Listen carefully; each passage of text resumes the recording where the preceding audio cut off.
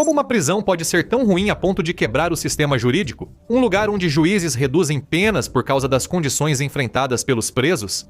Não é um local clandestino, mas o centro de detenção metropolitano no centro de Manhattan. Sou Josh, e no episódio de hoje do The Infographics Show, vamos mostrar a prisão corrupta onde Jeffrey Epstein morreu, quando o Centro de Detenção Metropolitano, ou MCC, foi inaugurado em 1975, ele era o queridinho do mundo da arquitetura. Diferente das instalações prisionais comuns, tinha cadeiras confortáveis, móveis de madeira, sem grades nas janelas. Eles chamaram isso de um salto de 200 anos, só não disseram em que direção. Com o tempo, a madeira virou concreto, a luz do sol desapareceu atrás do vidro fosco, o projeto humanizado virou uma arma. As paredes metálicas não isolavam, elas conduziam. No inverno, as celas eram caixas de gelo e a comida congelava no chão. No verão, viravam fornos. Os presos chegaram a relatar dificuldade para pensar ou que precisavam usar várias camadas de roupa só para conseguir dormir. A temperatura era o menor dos problemas deles. O MCC estava cronicamente superlotado, um problema amplamente reconhecido já em 2002. Em 2017, ele abrigava 796 detentos, quase o dobro da capacidade projetada de 449. Mesmo em 2019, mais de 600 pessoas estavam espremidas em um prédio construído para 449. Além de Epstein, figuras notórias como Joaquim El Chapo Guzmán, John Gotti e Bernie Madoff passaram um tempo no MCC. Todos eles enfrentaram condições horríveis. O advogado britânico de direitos civis Gareth Peirce chamou as condições de diabólicas, reconhecidas até por tribunais internacionais. De 2007 a 2012, o Tribunal Europeu de Direitos Humanos suspendeu a extradição de 6 cidadãos britânicos devido a preocupações com condições desumanas em instalações federais dos Estados Unidos, incluindo o MCC. Eles acabaram cedendo à pressão dos Estados Unidos em 2012, mas a condenação da instalação não parou por aí. Em 2014, a Anistia Internacional, a Human Rights Watch e o Instituto de Direitos Humanos da Faculdade de Direito de Colômbia denunciaram as condições no MCC. No mesmo ano, o ex-relator especial da ONU sobre tortura, Juan Mendes, também denunciou as condições do local. Mas até essas reclamações pareciam ser apenas a ponta do iceberg. No interior, havia horrores ainda mais assustadores. Apesar do ambiente ter virado um inferno, as condições eram ainda mais brutais na unidade especial de habitação do 9º andar, o SHU, e na temida ala 10 Sul. Acredita-se que Epstein estava detido aqui quando morreu. Era destinado a detentos considerados incompatíveis com a população carcerária geral ou que violaram regras da prisão, impondo condições mais restritivas, como confinamento solitário. As condições no setor de Epstein eram insatisfatórias. A maioria dos detentos na 10 Sul desde 2000 era muçulmana e enfrentava acusações de terrorismo. Os detentos viviam em sujeira, com pragas, má ventilação e sem recreação ao ar livre. Vidros foscos impediam ar e luz naturais. Os prisioneiros passavam até 23 horas por dia nas celas e tinham que tomar banho lá também. Sua única forma de recreação era 1 hora por dia, às vezes nem isso. As celas eram monitoradas eletronicamente. Tudo era vigiado. Usar o banheiro, tomar banho, conversar. Cada movimento e palavra eram observados. Não havia privacidade. Falar ou até mesmo rezar podia trazer punição. Mesmo para presos comuns, as condições no MCC eram terríveis. Os detentos do MCC geralmente lidavam com celas sujas, pragas, atendimento médico ruim, descaso com saúde mental e violência e abusos dos guardas. Em 2021, a Associated Press, ou AP, teve permissão para acessar a prisão. Foi a primeira vez desde a morte de Epstein que um repórter pôde visitar a instalação. Eles descreveram o local como uma ruína tão deteriorada que não pode abrigar detentos com segurança. Em menos de 2 anos após sua inauguração, o MCC, que havia prometido tanto, já mostrava sinais de fracasso. Sua população já havia subido para 539 detentos, 90 a mais do que o projetado. Um juiz declarou que a prisão era inaceitavelmente apertada e opressiva para a maioria dos detentos saudáveis. Nas 4 décadas seguintes, a situação piorou de ruim para catastrófica. A AP achou parte do teto da cozinha tão danificada que lavar a louça era inseguro, forçando os detentos a usarem pratos de papel. Os canos eram velhos, enferrujados e frequentemente quebravam, alguns em locais estreitos demais para conserto. A superlotação aumentou após o fechamento de unidades habitacionais, porque as aberturas das portas das celas não fechavam mais, criando um grave risco à segurança. Os detentos agrediam agentes pelos compartimentos de comida quebrados. Além disso, havia ratos. Um detento chamado Melvin Rodrigues disse ao The Gotamist, em 2019, que à noite você ouve os ratos e vê baratas d'água no chuveiro. Outro detento, Ricardo Stewart, disse: vimos ratos tão grandes que pareciam vindos do esgoto, mas para ele eram quase colegas de quarto. Às vezes, esses colegas de quarto indesejados faziam mais do que compartilhar o espaço. Em 2015, Levitt Fernandini processou o Departamento Federal de Prisões, ou BOP, afirmando que encontrou ratos em sua cama e viu ratos rastejando sobre os detentos enquanto dormiam. Quando foi mordido por um roedor em janeiro de 2014, o conselheiro da unidade não se surpreendeu. Surpreende que nem todo detento seja mordido. Fernandini disse que, quando os vasos quebravam, os detentos recebiam sacos para defecar, que ficavam na unidade. Alguns usavam o chuveiro como vaso. A prisão estava tão degradada que os juízes consideravam o tempo ali como tempo extra para abatimento da pena. Em abril de 2021, o juiz Paul Oetkin, do Distrito Sul de Nova York, deu a Daniel Gonzalez uma sentença reduzida por acusações de drogas depois que o detento descreveu uma estadia caótica na prisão. Ele afirmou que ficou 23 horas por dia trancado na cela, passou dias sem banho e teve uma infecção persistente no pé. Apesar de toda a deterioração, o MCC ainda conseguia, de alguma forma, ser um lugar de onde era difícil escapar. Tão difícil que ganhou o apelido de Guantánamo de Nova York. Talvez essa comparação seja injusta, mas de acordo com o advogado de Nova York, Joshua Durtel, que já defendeu vários suspeitos de terrorismo de alto perfil no MCC, é pior do que Guantánamo. É uma existência tão desumana quanto qualquer outra neste país. No sistema federal, ninguém jamais conseguiu escapar com sucesso do MCC de Nova York, mas isso não impediu os detentos de tentarem.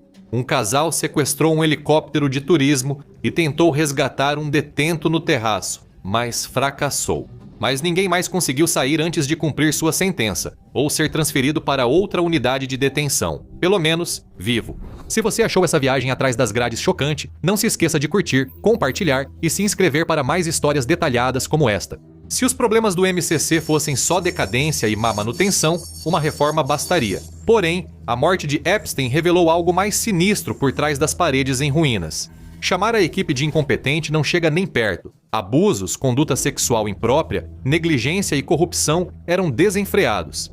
Um grande problema era a falta de pessoal. O MCC vivia com poucos funcionários e muitos guardas mal treinados, o que gerava riscos. Em 2000, um prisioneiro da Al-Qaeda esfaqueou um guarda no olho, deixando-o parcialmente cego. Com o tamanho do sistema prisional dos Estados Unidos, a falta de pessoal treinado era previsível. Esse problema está presente em todo o sistema prisional dos Estados Unidos, não só no MCC. Os Estados Unidos têm, de longe, a maior população carcerária do planeta. Estimada em cerca de 1.900.000 detentos, em todas as categorias, eles estão alojados em mais de 6.300 instalações. Em 2021, um terço das vagas de guarda estava vago, levando funcionários não treinados, como cozinheiros, professores ou enfermeiros, a vigiar presos em um processo chamado reforço de efetivo. Um agente teria que lidar com 125 detentos enquanto trabalhava em turnos de 16 horas dia após dia no MCC, quando a já crônica falta de pessoal piorou devido a uma paralisação parcial do governo. Em janeiro de 2019, presos fizeram greve de fome ao serem impedidos de receber visitas de familiares e advogados. Quando Epstein chegou à prisão, 6 meses depois, ainda faltavam tantos funcionários que o BOP oferecia bônus de $10.000 para que agentes penitenciários de outros presídios federais se transferissem para lá. Isso além de um chamado incentivo de recrutamento que correspondia a 10% do salário do primeiro ano dos novos agentes. Apesar dos incentivos, os agentes tinham que trabalhar turnos de 16 horas por vários dias seguidos. Será que essa falta de pessoal contribuiu para a morte de Epstein? Epstein foi encontrado inconsciente e sozinho em sua cela, mesmo após retornar recentemente ao isolamento após observação especializada. A prisão o colocou sob monitoramento 24H com avaliações psiquiátricas diárias após ele ser encontrado ferido no chão da cela 2 semanas antes, com hematomas no pescoço. Porém, os guardas responsáveis por vigiá-lo estavam ausentes quando ele morreu. Dos 2 agentes que vigiavam Epstein na noite de sua morte, um estava em reforço e ambos faziam hora extra. Um deles já estava no 5º dia seguido de trabalho. Eles anotaram as verificações a cada 30 minutos, mas as câmeras mostraram que dormiam, faziam compras online e negligenciavam os deveres. Tova Noel e Michael Thomas foram acusados de conspiração e falsificação de registros. Em maio de 2021, eles firmaram um acordo para suspender a ação penal, admitindo que preencheram registros falsos de forma intencional. Como parte do acordo, cumpriram 100 horas de serviço comunitário, colaboraram com os investigadores e evitaram a prisão. As acusações foram retiradas em janeiro de 2022 após o cumprimento do acordo. Guardas sobrecarregados contribuíram para a morte de Epstein, mas apenas os problemas de pessoal não explicam o abuso, a corrupção e o descaso generalizados do MCC, como o atendimento médico ou a falta dele. Levitt Fernandini afirma que a equipe médica ignorou seus pedidos de tratamento para a mordida de rato por vários dias, mesmo depois que a mordida ficou infectada. Outro preso, Marlon Roberts, afirmou ao The Gothamist que só há atendimento médico imediato em casos de vida ou morte. Caso contrário, o pedido pode demorar até 2 meses para ser atendido. O advogado de direitos civis, Andrew Laufer, processou o BOP por um preso do MCC, que teve a ponta do dedo decepada por uma porta de cela, mas não foi levado de ambulância. Laufer disse que o homem foi algemado nos pulsos e tornozelos e levado ao hospital por agentes penitenciários, mesmo sangrando muito. Ele afirmou que o atendimento médico no MCC viola a 8ª emenda e mostra indiferença deliberada. Destacou também que a saúde mental é um grande problema no local. Em fevereiro de 2018, um tribunal britânico impediu a extradição do suposto hacker Lauri Love para os Estados Unidos, onde provavelmente seria mantido sob custódia. No MCC ou no Centro de Detenção Metropolitana de Brooklyn, MDC, Lauri Love havia sido diagnosticado com síndrome de Asperger e depressão. O tribunal decidiu que ele correria alto risco de suicídio se extraditado, em parte pela baixa qualidade do atendimento de saúde mental nas instalações.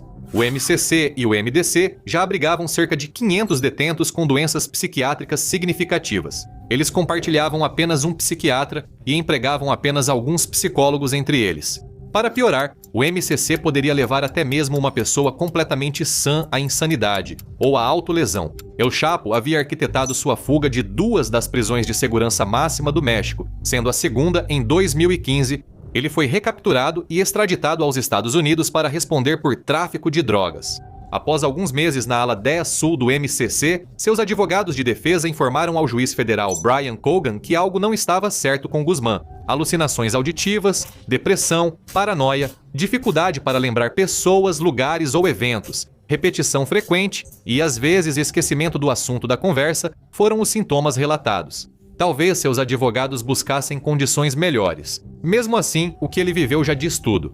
Gene Tel Harris, professor de ciência política no Brooklyn College, resume isso muito bem.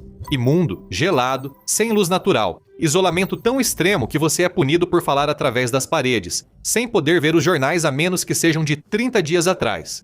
Sigilo extremo. Pessoas alimentadas à força e advogados podem ser punidos por relatar as condições dos clientes. Você poderia pensar que isso acontece no Irã ou na Rússia, mas, na verdade, esse gulag existe bem aqui no Lower Manhattan. Além de Epstein, houve surpreendentemente poucos relatos de prisioneiros que conseguiram tirar a própria vida no MCC ao longo dos anos após a morte de Epstein. O advogado de defesa Ron Kuby disse à AP que, embora as tentativas entre os detentos sejam comuns, já faz muito tempo desde que perderam alguém. Muito mais comuns eram os relatos de ferimentos e mortes após extrema brutalidade de funcionários da prisão contra os detentos. Em 2005, o tenente Edward A. Mulroney, de 53 anos, foi condenado por violar direitos civis ao agredir um detento 2 anos antes. Ele admitiu ter espancado o prisioneiro que aguardava julgamento. O preso, algemado e imobilizado de bruços por 2 agentes, sofreu fraturas no olho, órbita ocular e osso da bochecha após a agressão. Pelo menos 3 agentes foram considerados culpados de abusar de prisioneiros.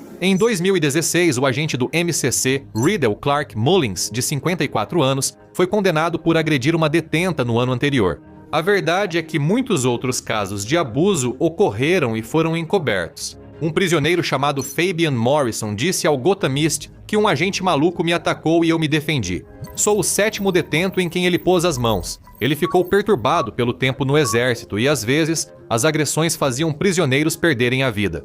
Em setembro de 2017, Andrew Laufer entrou com um processo alegando que Roberto Grant, de 35 anos, havia sido espancado até a morte em sua cela no MCC. Em maio de 2015, funcionários da prisão tentaram encobrir isso ao alegar à família que ele morreu de overdose, mas a autópsia revelou ferimentos por objeto contundente na cabeça, pescoço, tronco e membros.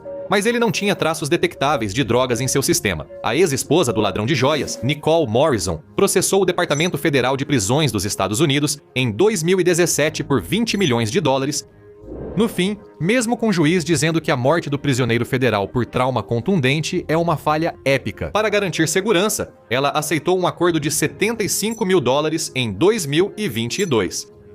Uma vida humana não vale nada, disse ela no MCC. Essa avaliação estava próxima da realidade, mas era só a ponta do iceberg diante da corrupção desenfreada. Em 2018, um agente penitenciário admitiu receber mais de $25 mil em subornos para contrabandear celulares, álcool e comida a um preso turco rico. Victor Casado, agente, foi condenado a 3 anos de prisão por um juiz que classificou o crime como um ataque ao sistema de justiça. Mas esse tipo de coisa era comum no MCC, e não era o pior.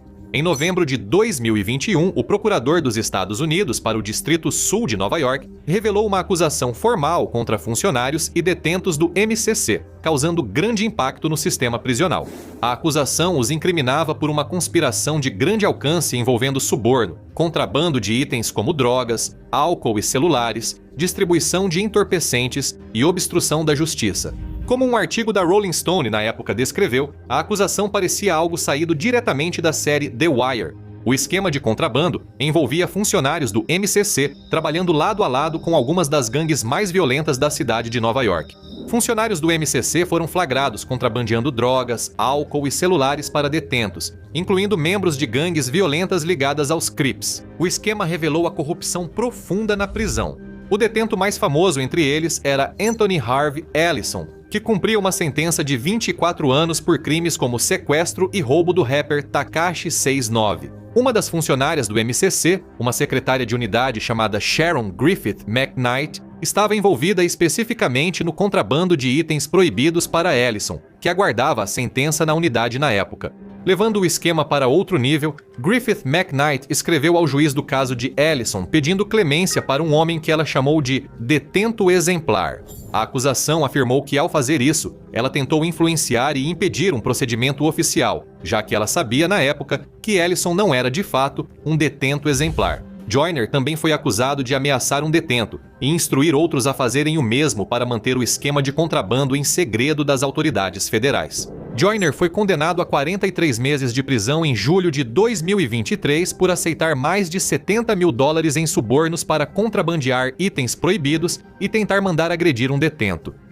Griffith McKnight recebeu 4 anos de condicional, com 6 meses de prisão domiciliar. Feliciano foi acusado de fraude eletrônica e condenado a 5 meses de prisão e 2 anos de liberdade supervisionada. Um juiz declarou diretamente que o MCC era, abre aspas, administrado por idiotas, e os fatos pouco desmentem isso. O diretor-chefe foi substituído 4 vezes em 2 anos, o que não é exatamente um sinal de uma organização bem administrada, mas foi exatamente isso que aconteceu no MCC após a morte de Epstein. O diretor-chefe do MCC quando Epstein morreu era Lamine Ndai.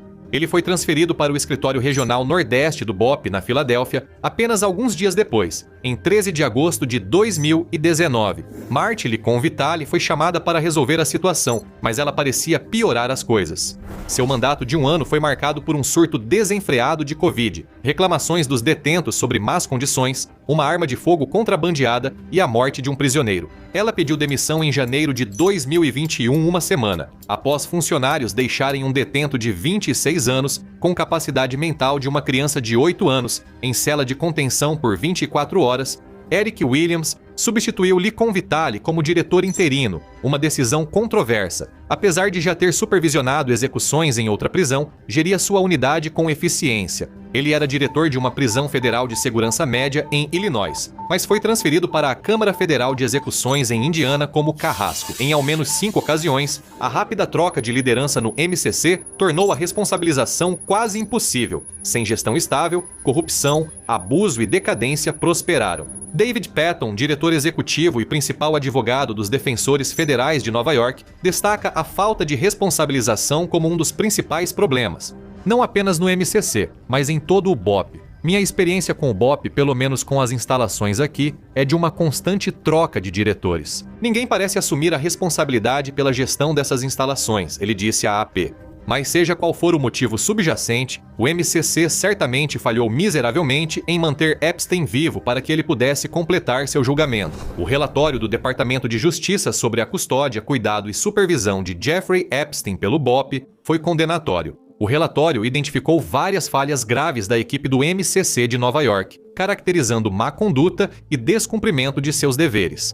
Essas falhas deixaram Jeffrey Epstein sem vigilância e sozinho na cela, com muita roupa de cama, por quase 8 horas. Mesmo sob supervisão constante, Jeffrey Epstein teria usado a roupa de cama para se enforcar, segundo informações oficiais. Eles não garantiram que Jeffrey Epstein tivesse um companheiro de cela, mesmo depois de o Departamento de Psicologia da prisão já ter considerado isso necessário. O relatório concluiu que funcionários do MCC foram responsáveis por uma das maiores controvérsias da morte de Jeffrey Epstein, o sumiço suspeito das imagens de videomonitoramento. Segundo o relatório, falhas no sistema impediram que quase todas as câmeras da Solitária e arredores gravassem vídeo, desde o final de julho de 2019 até a morte de Jeffrey Epstein. Em 2021, o MCC foi fechado temporariamente por más condições, infraestrutura precária e falhas de segurança, e deve permanecer fechado. A morte de Jeffrey Epstein evidenciou esses problemas. Mas o que acontece em uma prisão que não está sendo vigiada? Enquanto o MCC permanece fechado, seus ex-detentos estão cumprindo pena atrás das grades, em outros lugares. Veja onde um chefão do tráfico mexicano passa seu tempo. Esta é a cela de El Chapo, ou clique neste vídeo se preferir.